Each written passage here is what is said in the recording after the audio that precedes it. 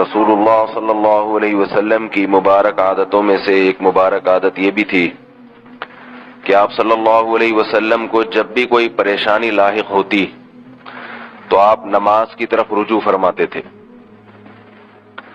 یہ سنت بھی تقریباً چھوٹ چکی ہے۔ آج کل جب کوئی پریشانی کسی کو لاحق ہوتی ہے تو تعویذ گنڈوں کی طرف جاتا ہے، عملیات کی طرف جاتا ہے، وظیفوں کی طرف جاتا ہے، عاملوں کے پاس بھاگتا ہے، نماز میں دل نہیں لگاتا۔ آپ صلی اللہ علیہ وسلم نے فرمایا قرۃ عینی فی الصلاۃ، میری آنکھوں کی ٹھنڈک نماز ہے۔ جب انسان کو کوئی پریشانی ہوتی ہے تو وہ یہ چاہتا ہے کہ میری آنکھیں کسی طرح سے ٹھنڈی ہوں تاکہ میرا یہ غم ہلکا ہو۔ تو نماز جس کی آنکھوں کی ٹھنڈک بن جائے گی اس کو نماز پڑھنے سے غم ہلکا ہو جائے گا۔ اب کسی کے دل میں یہ خیال ہو کہ بھئی ہماری تو آنکھیں نماز پڑھ کے ٹھنڈی نہیں ہوتی، ہم تو پڑھتے ہیں مجبوری میں، تو ہم تو اگر غم میں نماز پڑھیں گے تو غم کم ہونے کے بجائے کہیں بڑھ نہ جائے، ایک نماز کا غم اور لگ جائے گا۔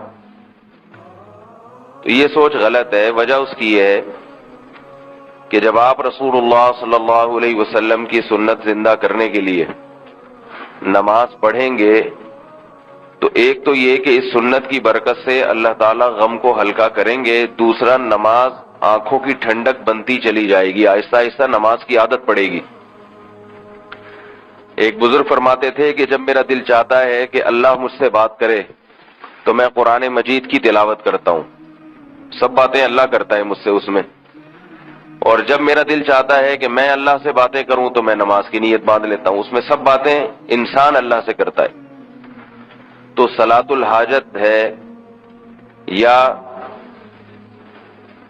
نبی صلی اللہ علیہ وسلم کی سنت کی نیت سے نماز کے غم میں آپ صلی اللہ علیہ وسلم نماز پڑھا کرتے تھے۔ کوئی بھی نیت ہو، جب کوئی تکلیف ہو، غم ہو، نماز پڑھنی چاہیے اور نماز کے بعد پھر دعا مانگنی چاہیے۔ زیادہ تعویذ گنڈوں میں اور وظیفوں میں ان چیزوں میں زیادہ نہ لگیں۔ وظائف پڑھنا کوئی غلط نہیں ہے، حرام نہیں ہے، ناجائز نہیں ہے، لیکن توجہ لوگوں کی وظائف کی طرف زیادہ ہے اور نماز کی طرف کم ہے۔ ہمارے جتنے اکابر گزرے ہیں، جتنے بزرگان دین ہیں، انہیں بھی کوئی پریشانی ہوتی تھی 2 رکعت نیت باندھتے تھے۔ قرآن مجید میں بھی اللہ نے فرمایا وَاسْتَعِینُوا بِالصَّبْرِ وَالصَّلَاةِ، پریشانیوں میں مدد طلب کرو صبر کے ذریعے اور نماز کے ذریعے۔ تو اللہ تعالیٰ نے بھی یہ اس لیے حکم دیا کہ اللہ کے علم میں یہ بات ہے کہ جب تم نماز پڑھو گے تو تمہیں مدد ملے گی، صبر کرنے کی توفیق ملے گی۔ 2 فائدے ہوتے ہیں نماز سے، ایک تو یہ کہ غم ہلکا ہو جاتا ہے کیونکہ اللہ کی طرف توجہ ہے، جس نے غم دیا ہے جب آپ اسی سے بات چیت کرنا شروع کر دیں گے تو دل کو تسلی ہو جاتی ہے انسان کے۔ دوسرا فائدہ یہ ہوتا ہے کہ نماز پڑھنے سے دعا جلدی قبول ہوتی ہے۔ نماز پڑھ کے دعا مانگیں گے تو قبولیت کا امکان زیادہ ہے۔ تو جب آپ نماز پڑھ کے اپنے غم میں اللہ سے دعا مانگیں کہ اللہ میری یہ تکلیف کو دور کر دے تو دعا کی قبولیت کا امکان بڑھ جائے گا۔ تو اس طرح سے نماز جو ہے 2 طرح سے غموں کے ازالے کا سبب بنتی ہے۔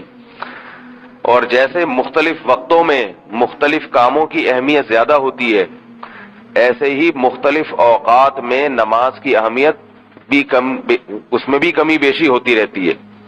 سب سے بہترین جو نماز کا وقت ہے اللہ کو مانگنے کے لیے وہ تہجد کا وقت ہے۔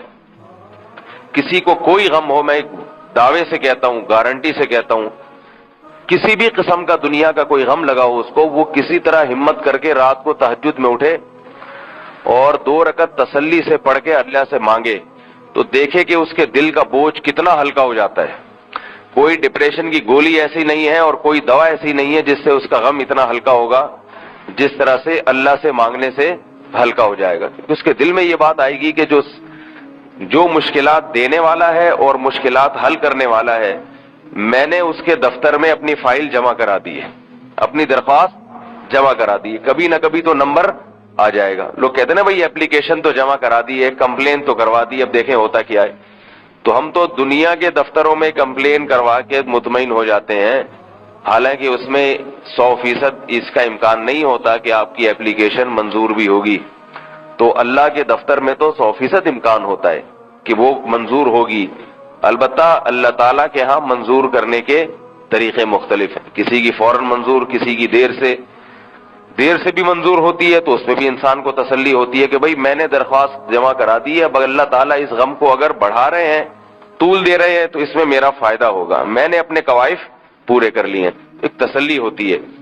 تو اللہ تعالیٰ ہمیں رسول اللہ صلی اللہ علیہ وسلم کی اس سنت کو زندہ کرنے کی توفیق عطا فرمائے۔ گھروں میں اس کا معمول بنانا چاہیے، بچوں کو سکھانا چاہیے کہ بھئی نماز میں دل لگاؤ، جب کوئی پریشانی ہو نماز پڑھ کے اللہ سے مانگا کرو۔ اللہ تعالیٰ سمجھنے کی، عمل کی توفیق عطا فرمائے۔ وما علینا الا البلاغ۔ سبحان